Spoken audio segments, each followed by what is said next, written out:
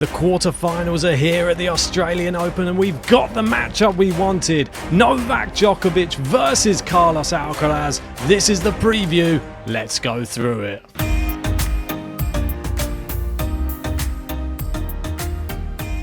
It's time for the quarterfinals, and on paper, this one is a massive matchup. It is Novak Djokovic, Carlos Alcaraz for an 8th edition. We've seen 7 before. Novak Djokovic leading the head-to-head 4-3. But coming into this one, it's a bit different. Usually you'd say Djokovic is the favourite in Australia. Of course, he's won it so many times before. Alcaraz has never won the Australian Open. It's the slam which has evaded him so far in his career. However, Alcaraz will be the big favourite coming into this one. He won 2 slams last year. Djokovic didn't win any. And I think this is going to be a very, very tough test for Djokovic. And he may struggle to take a single set. Well, it's one of those matches that is the highest build in the sport. There's no other match other than Jannik Sinner, probably Carlos Alcaraz, that everyone's tuning into. But these two have had some incredible matches. Like if we go back to Cincinnati, the longest ever 3-set men's final in history. Wimbledon was the last time they played at a slam and Alcaraz absolutely battered him. But we do remember when they played at the Olympics, when something was on the line, it was Djokovic who got the better of him. And it makes it for a really interesting narrative. Djokovic, he's now suddenly got this little bit of drama as well, which is maybe a little bit more incentive to prove everybody wrong. He wants to maybe silence the critics and who are saying he can't compete with the younger generation as well.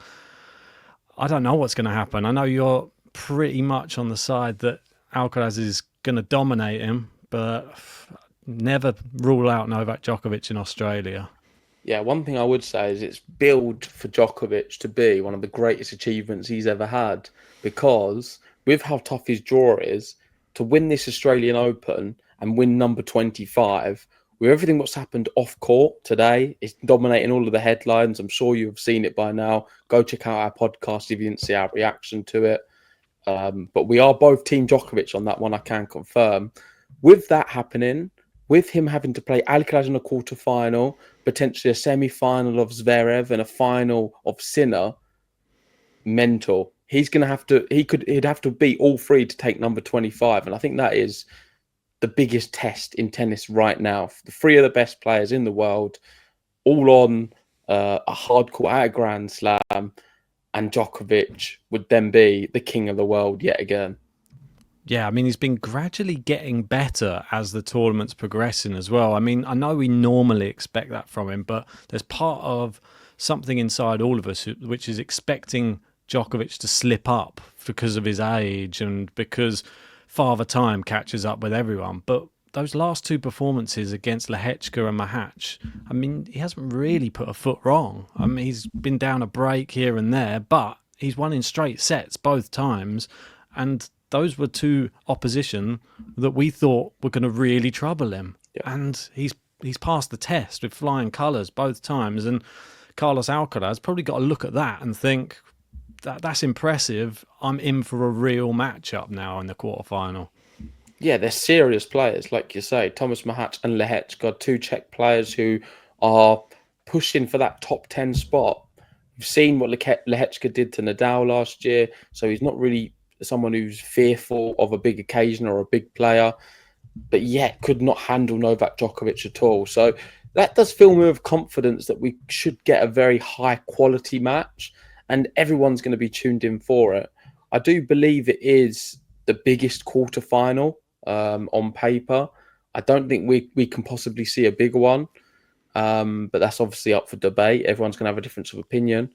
And the first set is so critical, because I think if Alcaraz wins it, it's going to be Alcaraz winning in straights.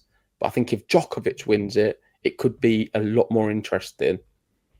Yeah, that's the thing. When Djokovic really knows he has to go after something, you normally see him start quite fast in matches and Yeah. tries to get an early lead, doesn't he? Will he be able to do it against somebody with such an incredible amount of power, pace on the ball? And he's going to come out the traps fast. And Alcaraz, we know that for a fact as well. I can't wait for the start of it. Who's gonna like buckle first?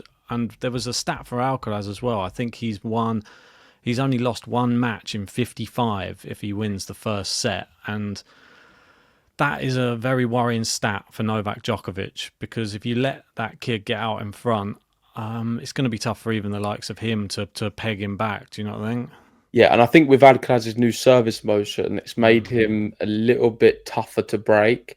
He seems to have higher first serve win percentage than he's ever had before in some of the matches. And we know Djokovic is a fantastic returner, but that's going to have to be perfect because this new serve has just elevated Alcaraz's already perfect game. And you can see who he's played there. He's beaten Shevchenko, Nishioka, Borges, and Draper, all in straight sets aside from one set drop to Borges. Draper being on paper the toughest one. You'd probably say Draper is better than Mahat and Lehechka a little bit. A little Very bit. close, but I'd say he's slightly better than them. However, Draper physically could not handle Alcaraz at all. Um, we're in for a good one. And so far, we've spoke about some of the matches they've played. They've played 7 times. And this is a good tweet because they've played and met in 2 Wimbledon finals, an Olympic final, a Cincinnati final, a Roland Garros semi-final, an ATP final semi-final, a Madrid semi-final, an Australian Open quarter-final. They're 16 years apart, yet one of the defining rivalries of our time. It will go down in the history books as a great rivalry, and I'm hoping we get to see some more matchups in 2025. Well, yeah. I mean, it was the big matchup really before Sinner started to really get going on the tour and then becoming so dominant. This was the matchup that everyone was looking towards. I think that there could be something to be said for the way that they've got to the quarterfinal, though. You can look at it in two ways. You look at Alcaraz and how easily he's beaten some players like Shevchenko. Nishioka was the easiest by far. The Borges one was the big test, like because he actually dropped that set in the third. The Draper one, I don't know if this is a blessing or a curse because this isn't really like a high level Draper. It was for one set, but he hasn't really got a proper like test from a top player in this tournament yet. Whereas Novak Djokovic, I would argue, has probably had greater tests so far on his route to the quarterfinal and having to overcome players like Mahatch, like Lehechka. It's that time on court, I think it does help the likes of Djokovic. I think that's only relevant for certain players, and I don't think it's relevant for the great players. I think the big three, Andy Murray, even you can put Alcaraz and Sinner in that conversation as well. Now, I don't think it matters. I think they have a level in there which can be unlocked when they're challenged and pushed to that level, despite who they've played prior. I think other players like Zverev and Tsitsipas, sometimes they need to get going a bit and play at a high level to get themselves into an event. Whereas the real elite players, they rise to that occasion. That's what separates, I think, the top players and the good players. Yeah, if we'd have a look at Carlos Alcaraz's Grand Slam career, the Australian Open's been gradually getting better. Second round was his first ever one. Third round in 2022. Last year a quarter final, and this year he's already into the quarter final and one match away from the semis. He's looking. I mean, if you beat Djokovic at the Australian Open, ask Yannick Sinner. You're you're nearly favourite to win it. I mean, if he does a number on Djokovic in this quarter final, and I mean like he did in the Wimbledon final, everyone's going to be looking towards him as probably the favourite for the tournament, despite what Yannick Sinner's able to achieve. Even if he wins comfortably against lesser opposition, everyone's going to be looking at Alcaraz if he dominates Djokovic. Yeah, agreed. Let's get into our prediction for the match. Let us know your prediction in the comments section below. Do you want to go first? Yeah, let's bring it up on the screen because Well, these two, I like to see the faces when we're giving the prediction. Right, I'm going to go first on this one. I think, like I said before, it's going to be a very, very fast start. So if you're going to watch the match, do not miss the start and don't miss the first set. I think that Djokovic comes out better than Alcaraz in the first set. I think that he starts manoeuvring around. Alcaraz is a little bit wayward, shots firing, a few missing shots in this first set, the pressure getting to him. Djokovic takes the first set. I think Alcaraz takes the second set dominant, though. I think it's going to be like a 6-2, something like that. Third set's the real big one. I unfortunately think Alcaraz is going to win the third set, and I think he's going to go on and probably win in 4 sets, unfortunately. Okay, I've already given mine away slightly, and I think the first set is very decisive. I see it being the longest set. We've seen when these two played before. I think it was at Roland Garros. They had an hour and something, really an hour and a half first set or something mental. They've got the ability to really push each other, and I think we could see, obviously not an hour and a half, but just a really long competitive first set, which will go all the way to a tie break. I think Alcaraz will win that tie break with very fine margins, sort of a 9-7, not much in it at all.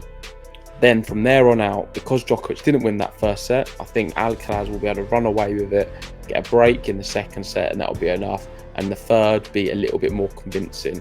And unfortunately for Djokovic, for yourself and all of his fans, I don't see him winning a set or winning this match. However, if he is to win that first set, which I'm thinking is very possible, because I've got it neck and neck between the two, then we're in for a really good one. And if that is to be the case, then maybe we could be going all the way to 5. So I think the first set's very pivotal, and I'm giving maybe Djokovic more sets than you if he wins the first one. However, I'm predicting he just marginally loses it, and Alcaraz will run away with the match. Yeah, just a little bit just to add afterwards. I will be supporting Djokovic in this match, and I'm under no illusions.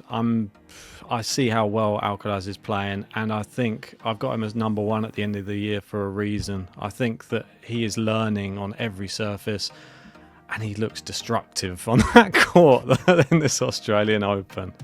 But let's wrap it up there. Thank you everyone for watching. If you haven't already, hit the like button, subscribe if you're new, and let us know your thoughts on the match in the comments section below. Who are you backing? Are you Team Alcaraz or Team Novak Djokovic? Enjoy the tennis, and we'll see you soon.